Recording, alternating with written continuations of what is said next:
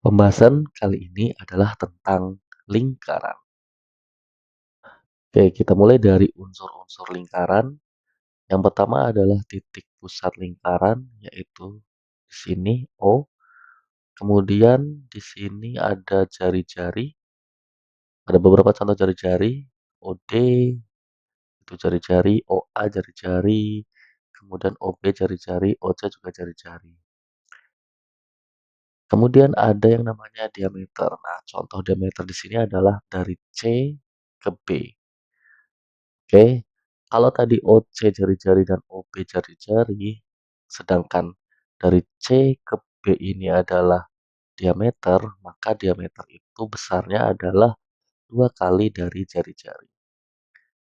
Selanjutnya adalah tali busur. Nah, tali busur ini contohnya adalah dari titik C ditarik garis ke sini titik D. Kemudian ada busur lingkaran sendiri, contohnya adalah yang lengkung ini CD, kemudian BD, kemudian sini AB dan juga AC yang melengkung. Nah, busur lingkaran ini secara utuh maka akan disebut sebagai keliling lingkaran. Selanjutnya adalah apotema. Nah, apotema ini adalah garis dari O ke E ya. Dari titik pusat lingkaran ditarik garis ke arah busur. Nah, ini OE adalah apotema. Kemudian ini wilayah yang diberikan warna pink ini adalah tembereng. Selanjutnya ada juring. Nah, juring ini adalah ini ya contohnya wilayah AOB. Kemudian untuk lingkaran memiliki luas lingkaran yaitu I kali R kali R, sedangkan untuk keliling lingkaran adalah 2 kali Pi kali R. Di mana R itu tadi jari-jari, nah Pi-nya ini bisa 22/7 untuk R yang kelipatan 7, sedangkan bisa juga Pi-nya 3,14 untuk R-nya yang bukan kelipatan 7 atau tidak bisa dibagi 7. Nah, tadi ada juring dan panjang busur ya. Nah, juring sendiri itu adalah bagian dari luas lingkaran. Maka contohnya misalkan juring AOB tadi, maka untuk menghitung luas juring AOB yaitu A derajat. Nah, A derajat ini adalah sudut dari juring AOB-nya berapa derajat dibagi 360 dikalikan dengan luas lingkaran karena juring ini bagian dari luas lingkaran.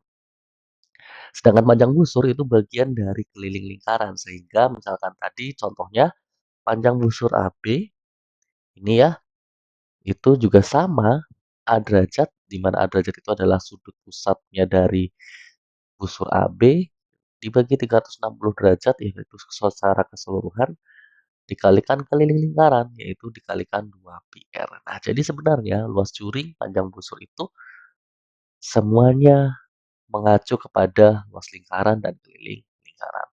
Adapun tadi luas tembereng yang warna pink ini, itu adalah hasil dari luas juring dikurangi luas segitiga. Nah, kalau tadi luas juring dan panjang busur dihitung dengan menggunakan rumus di mana besar sudut dari juring atau busur dibagi 360 dikalikan dengan luas lingkaran atau keliling lingkaran, maka sebenarnya luas juring dan panjang busur juga bisa dihitung dengan menggunakan konsep perbandingan, di mana ketika luas juring dan panjang busur itu kan pasti memiliki perbandingan yang sama.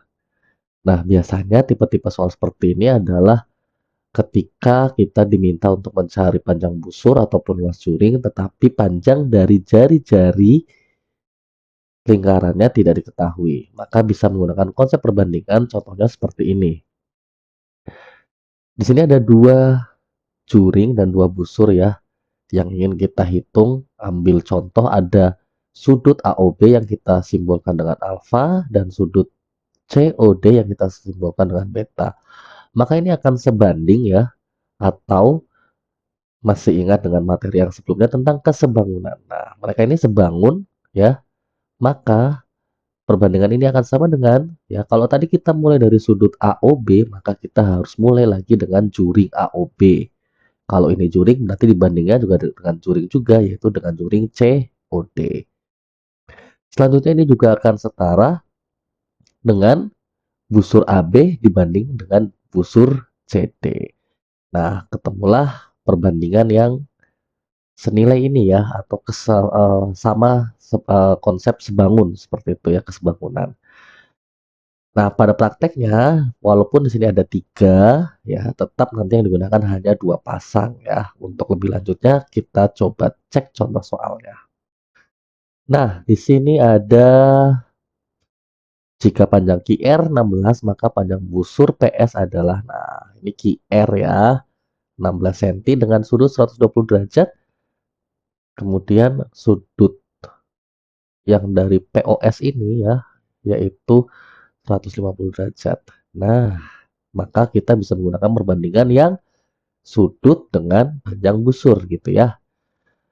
Oke, nah kalau kita mulai dari sudut QOR, maka dibanding dengan sudut POS, maka setelah itu sama dengannya harus dari busur yang QR dibanding busur PS.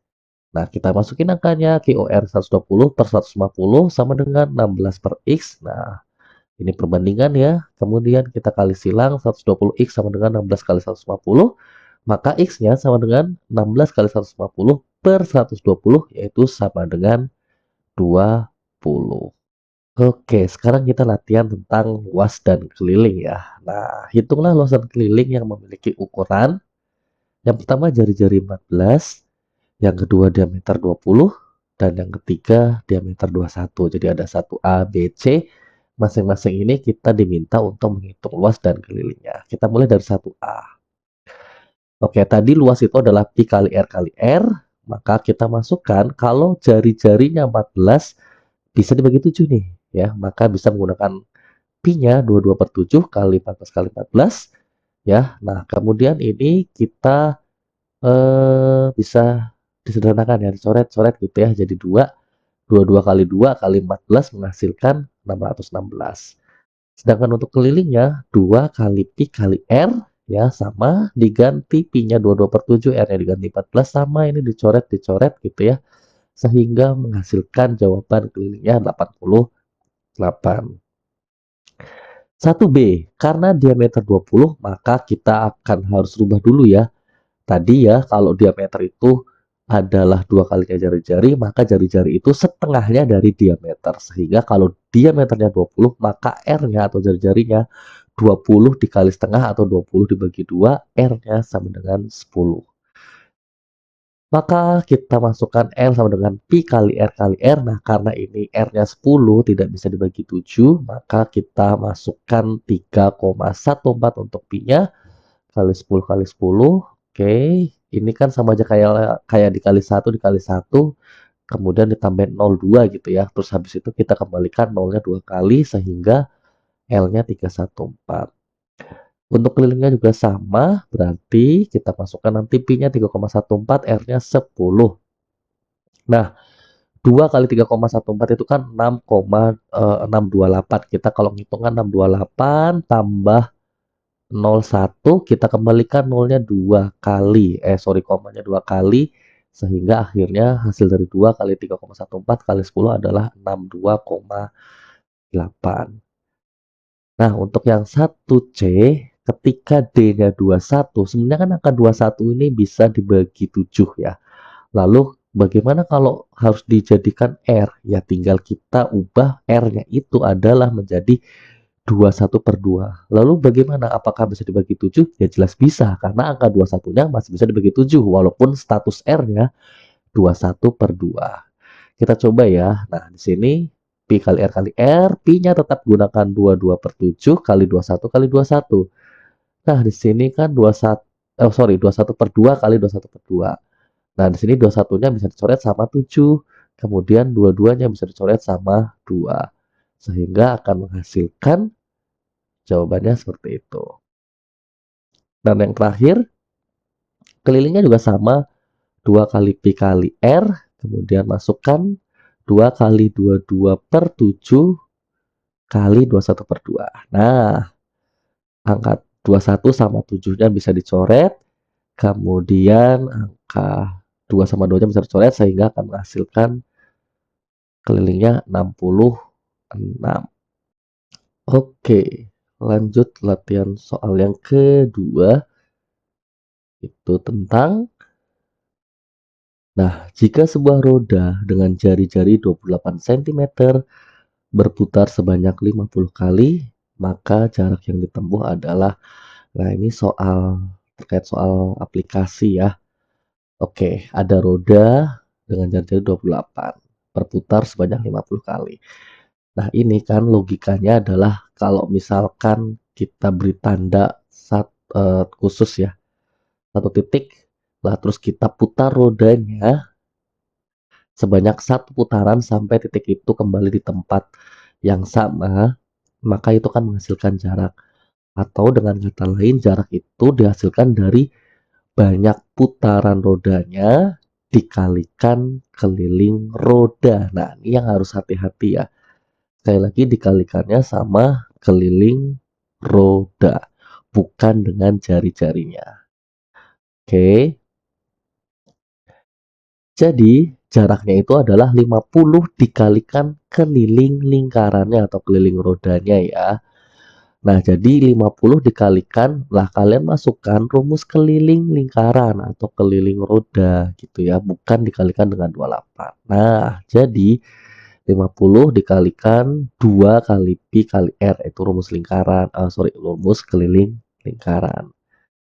Nah, selanjutnya 50 dikalikan 2 kali, nah pi-nya 22/7, kenapa? Karena tadi jari-jarinya 28. Ya, dikalikan 28, nah sehingga hasilnya adalah 8.800 cm atau menempuh jarak 88 meter.